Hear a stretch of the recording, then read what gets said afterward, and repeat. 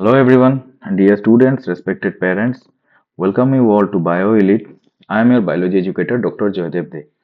Now, today in this video we are going to talk about the recent update on academic regulation जो Assam state board लेके आया है for second year appearing student in 2027, right. यानी कि जो student अभी currently pursue कर रहे हैं their HS second year and they are going to write their exam on 2027, for those this regulation will be applicable, right.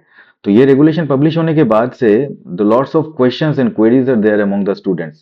Parents भी परेशान है, राइट, कि कौन सा सब्जेक्ट कॉम्बिनेशन लेने से सही होगा। एंड मोस्ट कंफ्यूजिंग पॉइंट है कि 6 सब्जेक्ट कॉम्बिनेशन को लेके, राइट। रेगुलेशन बोलता है 33% चाहिए एंड एग्रीगेट वर्ड, राइट। तो स्टूडेंट कंफ्यूज है कि मैं अगर 6 सब्जेक्ट लूं और उसमें से एक सब्जेक्ट अगर बाई चांस खराब हो जाए तो मेरा 5 सब्जेक्ट का इम्पैक्ट एक सब्जेक्ट रिड्यूस कर देगा, यानी overall performance will be reduce, right. So you make sure that you stay tuned till the end of the video. वहां पे आप लोगों को क्लियर पिक्चर मिलेगा कि how this regulation is going to affect your performance, right. और देखते हैं चीजों को एक एक करके, right. And because this video has this regulation has update for all the stream, ठीक है। here we are going to narrow it down for second year science appearing student, ठीक है। तो हम लोग उनके लिए ओनली ये डिसाइफर करेंगे, राइट। चलो लेट्स गेट स्टार्टेड। नाउ ये रेगुलेशन इंपोज हुआ है टू 24 अप्रैल 25 को and clearly it is written here that ये एकेडमिक ईयर 26-27 से लागू हो जाएगा for second year appearing student, right.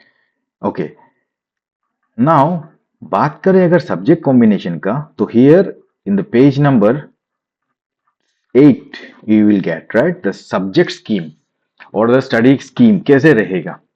So the subject scheme will be divided into 3 groups, right, with one internal assessment subject. Now most of you know some meaning basic aspect of this regulation, right, कि group A में आपका रहेगा compulsory subject that is English और OLT और MIL, right। यहाँ पे उतना बात नहीं करते हैं because you guys know कि basic क्या है, English and OLT you cannot change. The major confusing column is group B and group C, right? So here you see two things.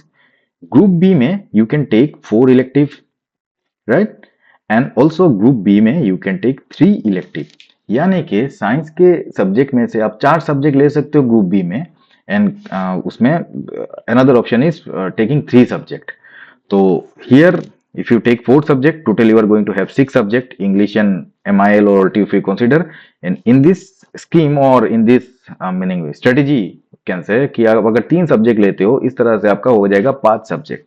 लेकिन यहाँ पे एक चीज देखो कि अगर आप 4 सब्जेक्ट ग्रुप बी में सिलेक्ट कर लेते हो तो आपको ग्रुप सी में कोई स्किल सब्जेक्ट सिलेक्ट करने का जरूरत नहीं पड़ता है, राइट।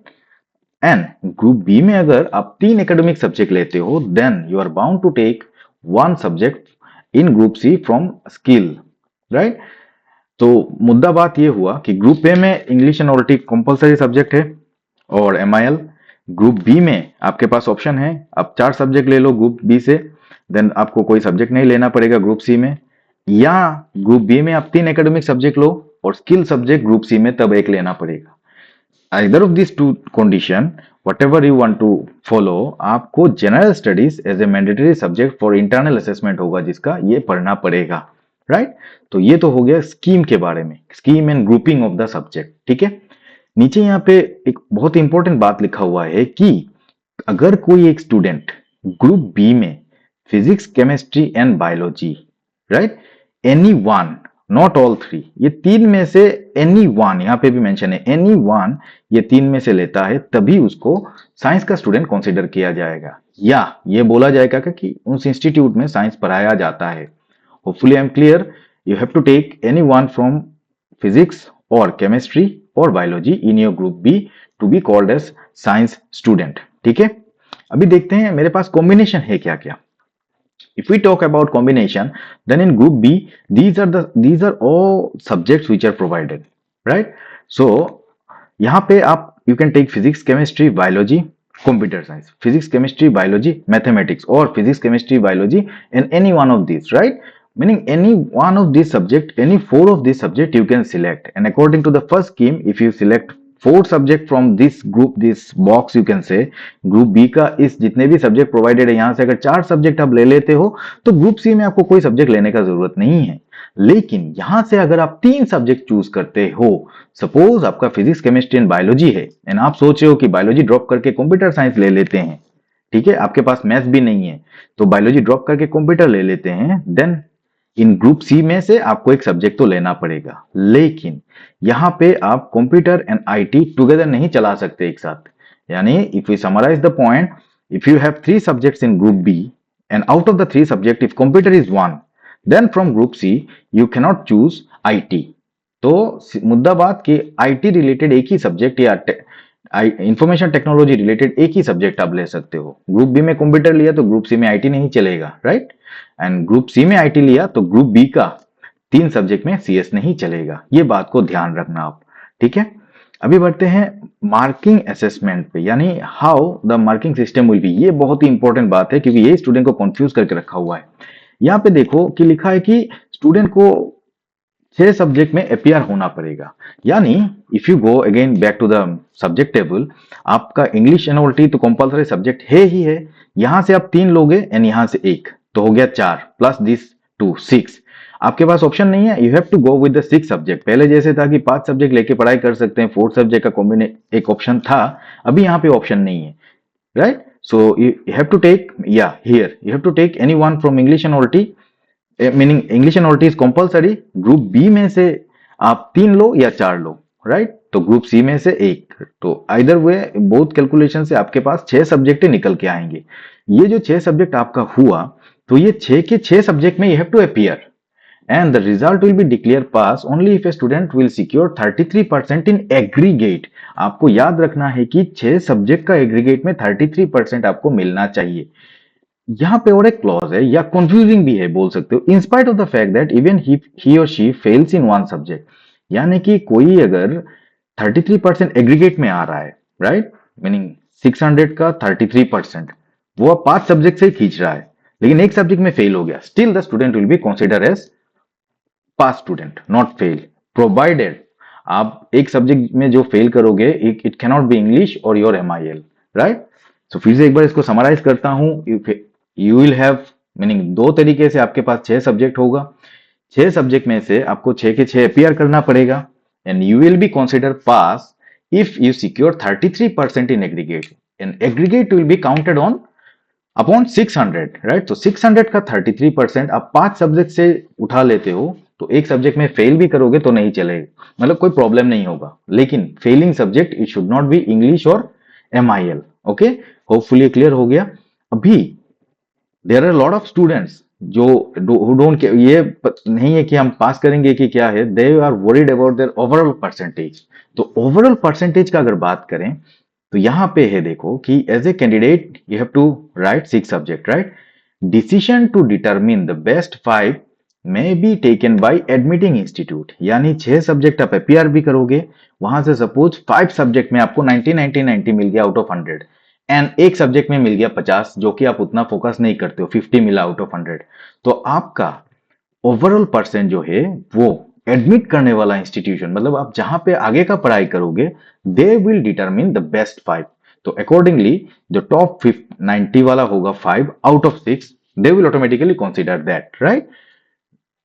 तो यानी कि इसको अगर हम और अच्छे तरीके से इंप्लीमेंट करें अपना कॉम्पिटिटिव में, फॉर एग्जांपल आपके पास है PC and biology, right? Physics chemistry biology mathematics English all T, right? Physics chemistry biology and English all T में आपका स्कोर है 90/100 90/100 ऑल, लेकिन मैथमेटिक्स में आपका स्कोर है 50/100।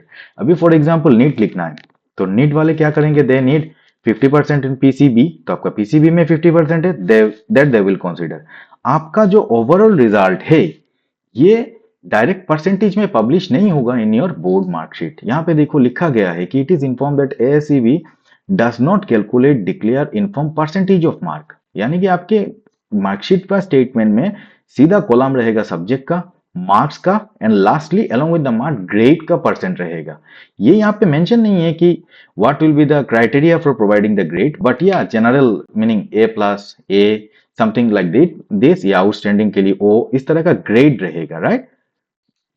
And your this one, if the percentage of the mark required for higher education or employment calculation may be done by admitting institute और employer, यानी कि बार बार दो जगह पे यहाँ पे बोला जा रहा है कि आपके पास एक मार्कशीट रहेगा जिसमें 6 सब्जेक्ट रहेगा, उसका 6 का 6 मार्क रहेगा, मार्क के बगल में आपका रहेगा ग्रेड, एंड ओवरऑल आपका परसेंटेज वगैरह ऐसा कुछ नहीं रहेगा, right. So don't have to worry about the percentage column.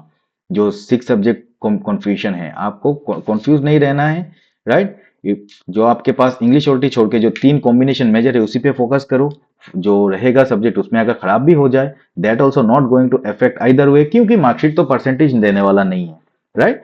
जहां पे आप एडमिशन लोगे, फर्दर कोई भी कॉम्पिटिटिव एग्जाम लिखोगे, बीआईटी, डबल ई, आईसर वगैरह, जहां पे चाहिए, राइट, लाइक एनडीए वगैरह, जहां पे चाहिए कि English and meaning PCB and English, there are lot of exam, nursing exam, जहां पे पीसीबी एंड इंग्लिश चाहिए होता है, तो they will calculate your percentage PCB and English में कितना है, right. So according to it's like that. यहाँ पे देखो again they have mention ASCB will award subject wise grade to the candidate, ठीक है, ये फर्स्ट ईयर वालों के लिए, सेकेंड ईयर वालों के लिए।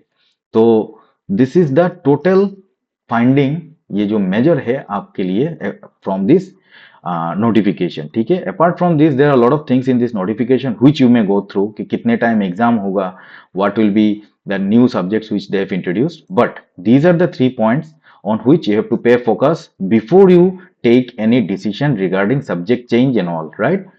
तो इसी एंटायर चीज को अगर मैं समराइज करूं, if you just summarise the entire thing, then it is like this, right, कि ये पूरा चीज को निचोड़ के एक समझ में आता है कि इलेक्टिव सब्जेक्ट का चॉइस ग्रुप बी में 4 है तो no skill subject require, group B में 3 है तो skill subject is require.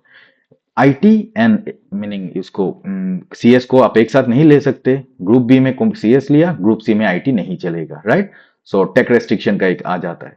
Marksheet के बात करें तो board is not going to meaning give you the percentage of the mark, subject dot grade रहेगा, एंड पासिंग रूल के बारे में आपको पता है कि you have to secure 33% in aggregate across 6 subject, मतलब 600 का 33% आपको निकालना है। वो आप अगर 5 सब्जेक्ट से निकाल देते हो एक्सेप्ट इंग्लिश एंड ओल्टी तो भी चलेगा, right.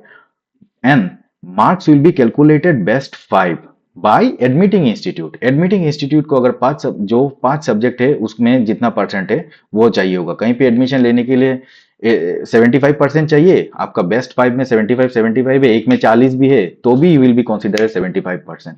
So hopefully with this explanation your doubt become clear, right. या मेक श्योर दैट कोई भी डाउट अगर बचा हो तो you make meaning right it in the comment section, ठीक है।